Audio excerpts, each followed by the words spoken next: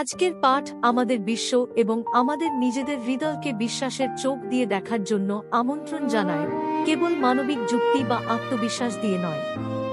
যিশু আমাদের বলেন যে ঈশ্বরের গভীর বিষয়গুলি নম্র এবং শিশুসুলভদের কাছে প্রকাশিত হয়, যারা উন্মুক্ত এবং শিখতে ইচ্ছুক, অহংকারীদের কাছে নয় যারা মনে করে যে তারা ইতিমধ্যেই সবকিছু জানে।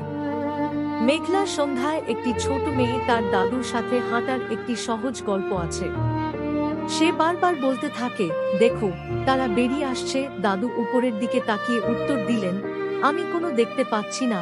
শিশুটি উত্তর দিল, তারা ইতিমধ্যেই আছে, তাদের দেখার জন্য আপনাকে অন্ধকার না হওয়া পর্যন্ত অপেক্ষা করতে হবে। প্রায়শই আমরা দাদুর মতো হই, আমি ঈশ্বরকে দেখতে পাই না, আমি তার পরিকল্পনা দেখতে পাই না, কিন্তু বিশ্বাস একটি শিশুর চোখের মতো।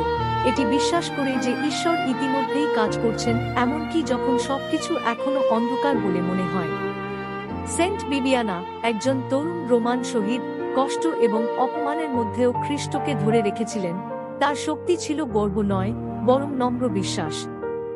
সেন্ট ক্রোমাটিয়াসের মতো একজন বিশপ এবং জ্ঞানী শিক্ষক, ঈশ্বরের বাক্য তাঁর জীবনকে রূপ দিয়েছিল এবং ঈশ্বরের আলো তাঁর মাধ্যমে অন্যদের জন্য আলোকিত হয়েছিল।